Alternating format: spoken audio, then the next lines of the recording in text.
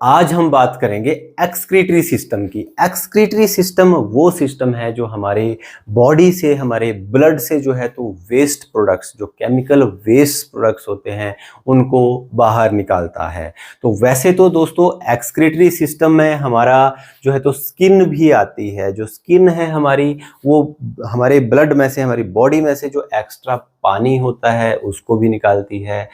तेल होता है सीबम जिसको हम बोलते हैं, वो भी निकालती है। यूरिया भी ये निकालती है, परंतु इसको हम मेन एक्सक्रीटरी सिस्टम में नहीं लेते हैं। वैसे एक्सक्रीशन का काम ये भी करती है। दूसरा एक्सक्रीशन का काम जो है तो हमारे फेफड़े भी करते हैं, हमारा रेस्पिरेटरी सिस्टम भी करता है। ये भी जो है तो कार्बन डाइऑक्साइड को बाहर निकालता है, एक्स्ट्रा पानी को जो है तो बाहर निकालता है। आप देख सकते हैं कि अगर कहीं ठंडा शीशा हो तो वहां पे ऐसे करके आप सांस छोड़ना बाहर, तो वो पानी पानी जम जाएगा। तो ये फेफड़े जो है, रेस्पिरेटरी सिस्टम जो है, तो ये भी एक्सक्रीशन करता है। ठीक है, इसके साथ साथ जो है तो हमारी जो लार्ज इंटेस्टाइन है ये भी एक्सक्रीशन करती है, वेस्ट प्रोडक्ट्स को बाहर निकालती है। और हमारा लीवर है, ये भी जो है तो वॉर्न आउट, जो टूटी फूटी सेल्स होती हैं, ब्लड सेल्स होती हैं, उनको भी बाहर निकालता है। और भी बहुत सारी चीज़ों को जो है, वेस्ट प्रोडक्ट्स को, अल्कोहल से लेकर बहुत सारी चीज़ों को जो है तो ये भी एक्सक्रीट करता है। परंतु हम जो है तो मेनली जो है तो एक्सक्रीटरी सिस्टम में इन्हीं को कंसीडर करते हैं, जो कि है हमारा यूरिनरी सिस्टम। नो डाउट ये भी एक्सक्रीशन करती हैं, जो मैंने पहले सिस्टम्स डिस्कस किए। परंतु जो मेन होम्योस्टेसिस में जो है तो वेस्ट प्रोडक्ट, केमिकल वेस्ट को जो बाहर निकालता है, तो सबसे मेजर सिस्टम जो है तो यही सिस्टम है। तो इन सिस्टम्स के बारे में हम जो है तो बाद में बात कर लेंगे, जब हम इन सिस्टम्स को डिस्कस कर रहे होंगे। परंतु आज हम बात करेंगे सबसे मेन एक्सक्रीटरी सिस्टम का, जो कि है हमारा यूरिनरी सिस्टम। तो दोस्तों हमारे यूरिनरी सिस्टम जो है तो हमारे पास क्या होता है, दो किडनीज होती हैं। तो जैसा कि मैंने सर्कुलेटरी सिस्टम में बताया था कि इनको ब्लड सप्लाई मिलेगी, उस ब्लड सप्लाई से जो है तो इनको न्यूट्रिएंट्स भी मिलेंगे, ऑक्सीजन भी मिलेगी, और जो भी इनको नीडफुल होता है वो मिलेगा।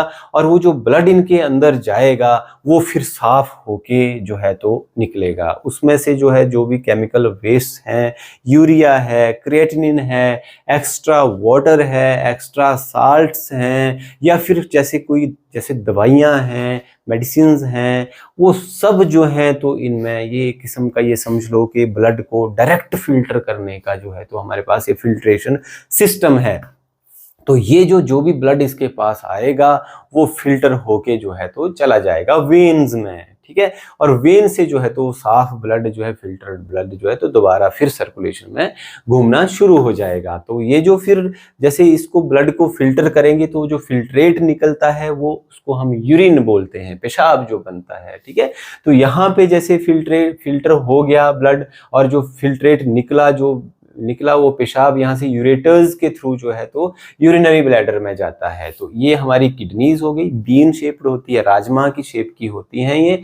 ठीक है, तो ये इन्होंने ब्लड को प्यूरिफाई किया, ब्लड को साफ किया, ब्लड में से जो है तो ये यूरिन के रूप में जो है तो फिल्ट्रेट निकाला। और ये यूरेटर, ये दोनों किडनियों की अपनी अपनी यूरेटर्स होती हैं। ये यूरेटर्स ऐसी पाइप्स होती हैं, ये जो है तो इनके अंदर मस्कुलर सिस्टम होता है। जैसे हमने पीछे मस्कुलर सिस्टम में डिस्कस किया था ना, स्मूथ मसल्स होते हैं। तो जो भी किडनीज जो है वेस्ट प्रोडक्ट बनाएगी, यूरिन बनाएगी। अब जैसे मान लिया आदमी कोई शीर्षासन लगा के खड़ा हुआ है, तो वो तो अगर ग्रेविटेशन से इसमें जाएगा तो फिर वो ब्लड यूरिन जो है तो इनमें कलेक्ट हो जाएगी। तो इनमें जो है तो मस्कुलर सिस्टम होता है, इन पाइप्स में यूरेटर्स जिनको हम बोलते हैं। और निरंतर जो किडनियां पेशाब बना रही हैं, जो फिल्ट्रेट निकाल रही हैं, उसको जो है तो ट्रांसपोर्ट करती हैं यहाँ यूरिनरी ब्लैडर में। तो ये यूरिनरी ब्लैडर जो है तो एक कंटेनर समझ लो आप, एक पोटली सी होती है जिसमें जो है तो पेशाब इकट्ठा होता रहता है। तो जब ये पोटली भर जाती है तो हमें जो है तो पेशाब की अर्ज आ जाती है, हमें पेशाब आता है, और वो जो है तो इसको यूरेथ्रा के थ्रू जो है तो इस यूरिनरी ब्लैडर को जो है तो खाली कर लिया जाता है। तो दोस्तों बीमारियों की दृष्टि से भी ये सिस्टम बहुत ज़्यादा इंपॉर्टेंट है। आजकल देखिए बहुत सारे किडनी फेलियर्स के जो है तो केसेस आ रहे हैं। बहुत सारे जो है तो उन केसेस में जो है तो कारण कई बार हाई ब्लड प्रेशर रहता है, कई बार शुगर रहती है, कई बार दवाइयाँ, बहुत ज़्यादा पेन किलर्स या बहुत सारी ऐसी दवाइयाँ होती हैं जिनको आप बिना प्रिस्क्रिप्शन के, बिना डॉक्टर की सलाह के खाते रहते हैं, तब भी इनके फेलियर होने के बहुत ज़्यादा चांसेस बढ़ जाते हैं। परंतु आजकल जो है इनके फेलियर का जो है लीडिंग कॉज ज़्यादा बीपी और शुगर ही पाया जा रहा है। इसके साथ साथ जो है तो इसमें बीमारियां जैसे पथरी हो जाती है, तो कई बार वो किडनी में पथरी बन जाती है, कई बार जो है तो वो टूट के अटक जाती है आगे, तो यहाँ पे बहुत ज़्यादा दर्द होता है, उल्टियाँ आने लगती हैं, यहाँ लॉइन टू ग्रॉइन जो है तो पेन होता है बहुत ज़्यादा, कईयों को पेशाब में ब्लड तक आने लग जाता है, पेशाब में जलन होती है। तो ये इसकी बीमारियां होती है। कईयों को जैसे ये मास बढ़ जाता है, एज्ड लोग जो होते हैं 50-60 से ऊपर की उम्र के जो हैं, तो इनको बार बार पेशाब आता है, आता बहुत तेजी से है, पर जब पेशाब करने लगते हैं तो पेशाब होता नहीं है, बार बार आता है। कई बार तो इतना तेजी से आता है कि ऐसा लगता है कि जो है तो ऐसे ही हो जाएगा, परंतु जब करने लगते हैं तो होता नहीं है। तो वो इस प्रोस्टेट ग्लैंड के बढ़ने की वजह से होता है। वो जो है तो बाहर यूरेथ्रा पे जो है तो उसको जो प्रेशर डालता है और यूरेथ्रा से जो है तो प्रॉपरली जो है पेशाब बाहर नहीं निकल सकता। तो बीमारियों की दृष्टि से दोस्तों इसको समझना आपको जरूरी था, जितना अगर जरूरी था उतना मैंने आपको समझा दिया। वैसे इसको तो हम लोगों ने तो इसको बिल्कुल इतना डिटेल में पढ़ा होता है कि इसकी एक एक सेल, जो इसका नेफ्रॉन जो इसका सेल होता है, उसकी भी एक एक डिटेल पड़ी होती है कि कहाँ कहाँ कौन कौन सी चीज़ का एक्सचेंज हो रहा है, कौन कौन सी चीज़ दोबारा वापस रीअब्जॉर्ब हो जा रही है, और ये यूरिन कैसे बन रही है। आपको इतने डिटेल में समझने की जरूरत नहीं है। आप बस बीमारियों की दृष्टि से ये समझ लो कि इस सिस्टम में, एक्सक्रीटरी सिस्टम में जो है वो किडनी बार बार सुनते रहते हैं ना, तो किडनियों का भी क्या काम है।